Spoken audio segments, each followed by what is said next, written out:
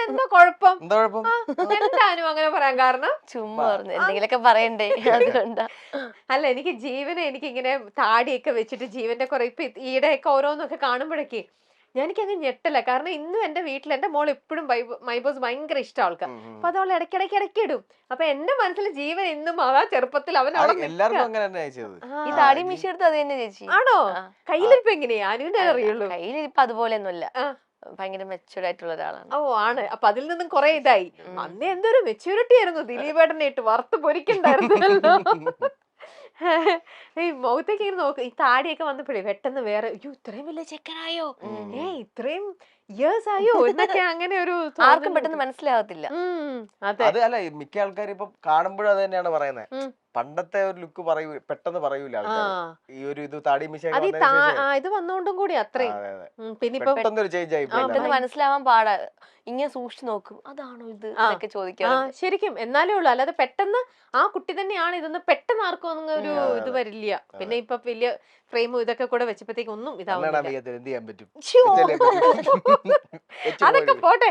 കഴിഞ്ഞ കൊല്ലം മുതൽ കേട്ടോണ്ടിരിക്കുന്ന ന്യൂസ് ആണ്. ഇപ്പോഴും ഈ പ്രാവശ്യത്തെ വീണ്ടും ഓണം എത്തുകയാണ്. ഇപ്പോഴും കേട്ടോണ്ടിരിക്കണു അനു ജീവനും ഒന്നിക്കുന്നു. നിജം സത്യം എന്താണെന്നൊന്ന് അറിഞ്ഞാൽ നമുക്ക് അവിടെ ശരിക്കും നിങ്ങളുടെ കല്യാണം തീരുമാനിച്ചോ? നമ്മുടെ ഇവിടെ എല്ലാരും പറയണ്ടേ നിങ്ങളൊരു ഇപ്പൊ ഫിക്സ് ചെയ്തു എല്ലാമായി.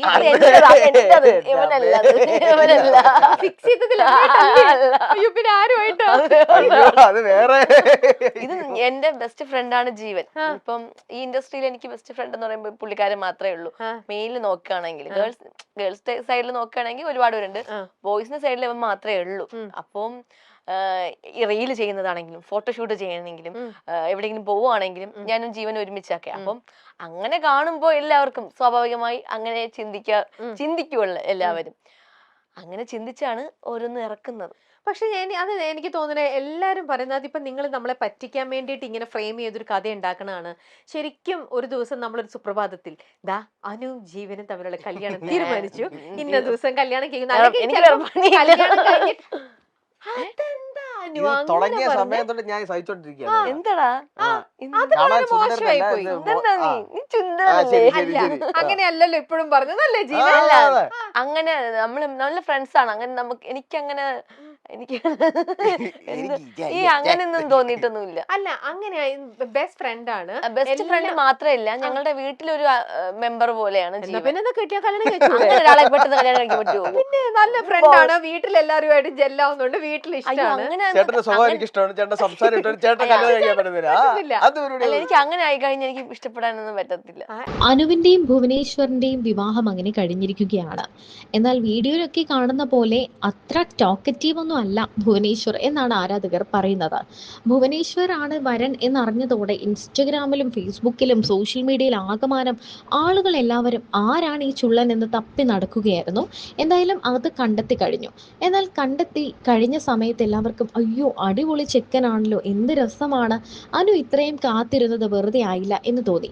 എന്നാൽ ഇന്ന് ഗുരുവായൂരിൽ വെച്ച് വിവാഹം കഴിഞ്ഞ ശേഷമാണ് മനസ്സിലാവുന്നത് അത്ര ടോക്കറ്റീവ് അല്ല. അനു സംസാരിച്ചു കൊണ്ടേയിരിക്കുന്ന ഒരാളാണ്. എന്നാൽ അനുവിന്റെ വരൻ ഭുവനേശ്വർ, ഭർത്താവായ ഭുവനേശ്വർ അധികം സംസാരിക്കാത്ത ഒരാളാണ്.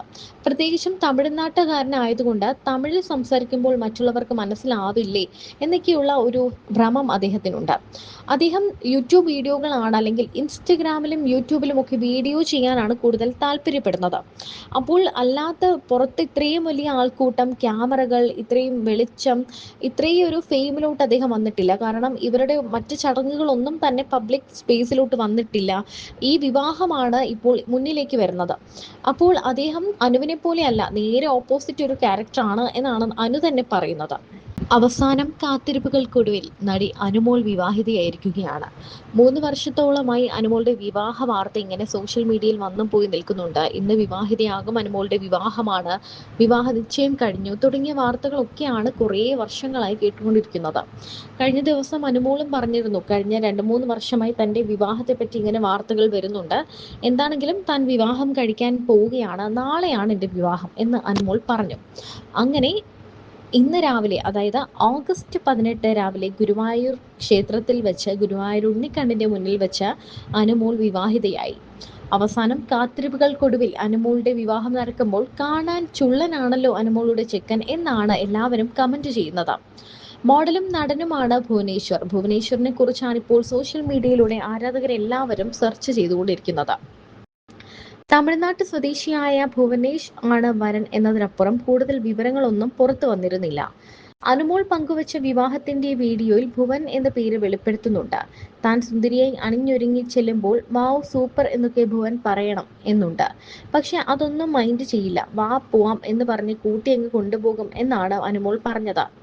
ആരാണ് അനുമോൾ ഇത്രയും സ്നേഹിക്കുന്ന അനുമോളുടെ ചെക്കൻ എന്ന് സോഷ്യൽ മീഡിയ തിരയുകയാണ്. അനുമോളുടെ ചെക്കൻ സുന്ദരനാണെന്ന് ഷിയാസ് കരീം പറഞ്ഞതുപോലെ തന്നെ ഭുവനിൽ ആദ്യം ആളുകളെ ആകർഷിക്കുന്നത് ആ സ്റ്റൈലും ലുക്കും ഒക്കെ തന്നെയാണ്. വിവാഹ ഫോട്ടോകൾക്ക് താഴെ വരുന്ന കമന്റുകളും നല്ല ചുള്ളൻ ചെറുക്കനാണല്ലോ, അനുമോൾ കാത്തിരുന്ന് കെട്ടിയത് ഒരു അടിപൊളി ചെക്കനെ തന്നെയാണ് എന്നാണ് പറയുന്നത്.